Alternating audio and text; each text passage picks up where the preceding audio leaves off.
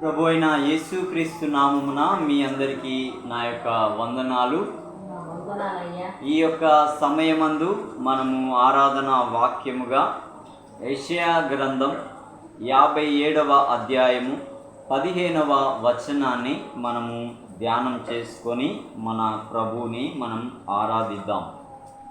చదవండి.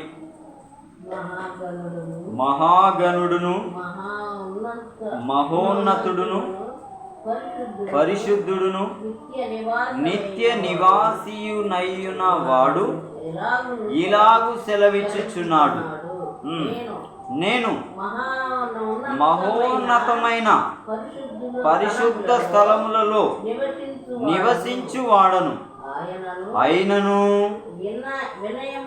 వినయము గలవారి ప్రాణమును ఉజ్జీవింపచేయుటకును నలిగిన వారి ప్రాణమును ఉజ్జీవింపచేయుటకును వినయము గల వారి యొద్దను దీన మనస్సు గల వారి యొద్దను నివసించుచున్నాను. దేవుడు తన మాట మన వినికిడిలో దీవించునుగాక. ఆమేన్. ఈ వచనంలో యెషయా ప్రవక్త ద్వారా తండ్రి అయిన దేవుడు ఏమై ఉన్నాడో, ఆయన ఎక్కడ ఉన్నాడో, అలాగే ఈ లోకంలో ఏ ఏ స్థితిగతుల మధ్యన ఉన్న జనముల యందు ఆయన నివసించగోరుచున్నాడో ఈ లేఖనంలో మనకి కనబడుతున్నది. చూడండి, ప్రభు ఏమై ఉన్నాడో మనము తెలుసుకుందాం. మహాగణుడను మహోన్నతుడను పరిశుద్ధుడను నిత్య నివాసియునై ఉన్నాను. ఈయన ఏమై ఉన్నాడు అంట? ఒకటి, మహోన్నతుడుగా ఉన్నాడు, అంటే ఉన్నతమైన ప్రభావం కలిగిన, తేజస్సు కలిగిన, శక్తి కలిగిన, సామర్థ్యం కలిగిన, ఎవరు సమీపింపరాని తేజస్సులో అమరత్వము కలిగిన అమరుడుగా ఆయన మహోన్నతుడుగా ఉన్నాడు. ఇంకా ఏమంటున్నాడు? మహాగణుడు. గణుడు అంటే ఇక ఆయనను మించిన వాడు ఇక లేడు. అంత గొప్ప గణుడుగా ఆయన ఉన్నాడు. ఆ ఉన్నవాడు ఎలా ఉన్నాడో చూడండి. పరిశుద్ధుడను. ఎలా ఉన్నాడంట? ఆయన పరిశుద్ధుడుగా ఉన్నాడు. ఆయన పరిశుద్ధుడు అనగా ప్రత్యేకింపబడిన వాడు. ఆయన ఎక్కడ ఉన్నాడు అనంటే సృష్టిలో కాదు, సృష్టి వెలుపట ఉన్నాడు. సృష్టి వెలుపట ఎక్కడ ఉన్నాడు అనంటే ఆయన పరలోక రాజ్యంలో కోటాను కోట్ల దేవదూతల మధ్యన, సెరూపుల మధ్యన, 24 పెద్దల మధ్యన, 7 ఆత్మల మధ్యన, 4 జీవుల మధ్యన ఆయన పరిశుద్ధుడు పరిశుద్ధుడు పరిశుద్ధుడు అంటూ మానక దీవారాత్రములు వారి స్తుతుల పైన ఆసీనుడై ఉన్న ఆ ప్రభువు ఏమంటున్నాడో తెలుసా? కింద అంటున్నాడు, చూడండి. అయినను నేను ఇలాగు ఉన్నప్పటికీ నేను, చూడండి, వినయము గల వారి ప్రాణాన్ని ఉజ్జీవింపచేయటానికి, నలిగిన వారి ప్రాణమును ఉజ్జీవింపచేయటానికి, వినయము గల వారి యొద్దను దీన మనస్సు గల వారి యొద్దను నివసించుటకు ఇష్టమైన దేవుడిగా ఈయన ఉన్నాడు. ఎంత గొప్ప దేవుడండి! ఎవరి యొద్ద ఉండటానికి ఇష్టపడ్డాడు ఆయన? నలిగిన వారి ప్రాణాన్ని, విరిగిన వారి ప్రాణాన్ని ఉజ్జీవింపచేయటానికి, ప్రోత్సహించటానికి, పురికొల్పటానికి నేనున్నాను, నీవు ధైర్యంగా ఉండు, నిన్ను చేసిన వాడును నేనే, నిన్ను రూపించిన వాడును నేనే, నీలో జీవాత్మను ఊదిన వాడును నేనే. నీకు శ్రమ కలిగిందా? నీకు అవమానం కలిగిందా? నీకెవరు లేరా? నీవు దిక్కులేని స్థితిలో ఉన్నావా? నీవు నలిగిన స్థితిలో ఉన్నావా? నీవు విరిగిపోయిన స్థితిలో ఉన్నావా? అయితే నిన్ను బలపరచుటకు నేనున్నాను, నీ యందు నేను నివసించటానికి ఇష్టపడి ఉన్నాను అని దేవుని యొక్క లేఖనం సెలవిస్తుంది. తన యొక్క మాటను రూఢీపరచుటకు, దాన్ని నెరవేర్చుటకు తండ్రి అయిన దేవుని యొక్క చిత్తాన్ని భూమి దిగంతములలో ఉన్న నలిగిన వారి ప్రాణాన్ని, విరిగిన వారి ప్రాణాన్ని ఉజ్జీవింపచేయటానికి 2000 సంవత్సరాల క్రితము తన కుమారుడైన యేసుక్రీస్తు లోకంలోనికి వచ్చాడు. వచ్చి ఆయన ఎవరి ప్రాణాలను ఉజ్జీవింపచేశాడండి? ధనవంతుల ప్రాణాలనా? జ్ఞానవంతుల ప్రాణాలనా? గొప్పవారి ప్రాణాలనా? అహంకారుల ప్రాణాలనా? కాదు.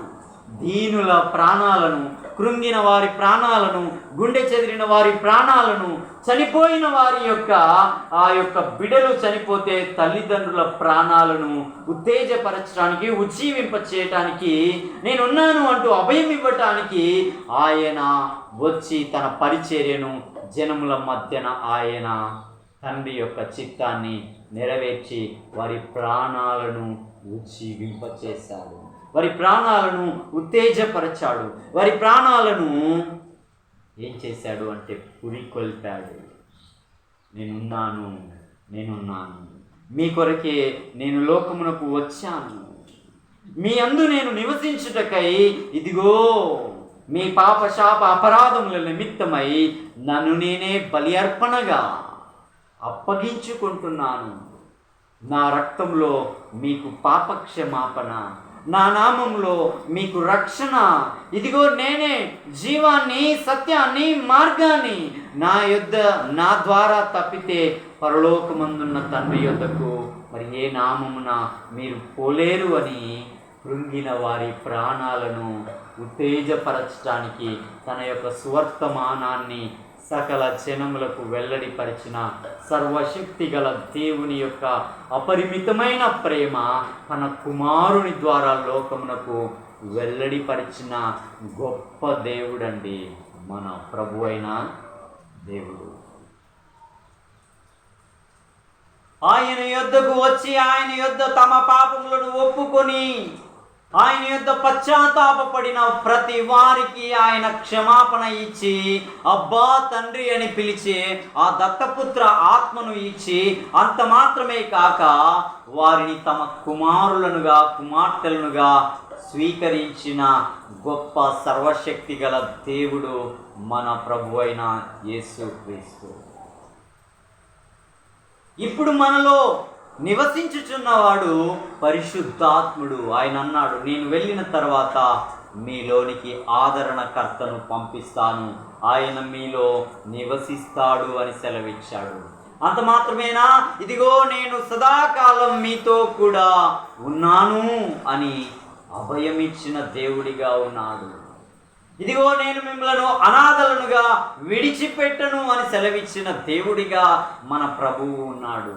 ఇదిగో నేను ముదిమి వచ్చే వరకు ఎత్తుకొని ముద్దాడి చంక పెట్టుకొని వాడను నేనే అని అభయమిచ్చిన దేవుడిగా మన దేవుడు ఉన్నాడు. ఇదిగో నీ తల వెంట్రుకలలో ఉన్న ప్రతి వెంట్రుక లెక్కింపబడి ఉన్నది, నీవు భయపడకుము అని ఆయన మనకి ధైర్యం ఇచ్చిన దేవుడిగా ఉన్నాడు. ఇదిగో నేనున్న స్థలంలో మరలా మీరును ఉండునట్లు త్వరలో నేను రాబోచున్నాను అని నిరీక్షణ కలిగి ఎదురు చూచి నూతన బలమును పొందుకొనున్నట్లుగా దేవుడు మనకు ఒక మాట ఇచ్చి వెళ్ళాడు.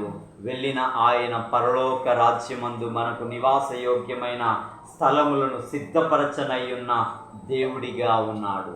ఇది అంతా మహాగణుడును, మహోన్నతుడును, పరిశుద్ధుడనయ్యున్నను నేను నలిగిన వారి యొద్ద, వినయము గల వారి యొద్ద నివసించటానికి, వారి ప్రాణములను ఉత్తేజపరచుటకు ఇదిగో నా కుమారుని లోకమునకు పంపి ఉన్నాను అని లోకమంతటికి తన ప్రేమను, తన ఔన్నత్యాన్ని, తన యొక్క శ్రద్ధను వెల్లడిపరచుచుండగా ఎవరైతే తన యొద్దకు వచ్చి తన యొద్ద క్షమాపణ పొంది తన యొద్ద రక్షణ పొంది తన్ను దేవుడని విశ్వసించిన వారు ఈ దినం ఉత్సాహ సంతోషములతో గాన ప్రతిగానములతో గంభీర స్వరములతో ఆయన జనన మరణ పునరుద్ధానమును బట్టి కలిగిన ఆ రక్షణ భాగ్యమును చేత పట్టుకొని తండ్రి అయిన ఆ దేవునికి మహామహిమను ఆరోపించుచున్న వారిగా ఉన్నారు. వారిలో మనమును చిన్న మందగా చేరి ఆయన్ని స్తుతించడానికి వచ్చాము.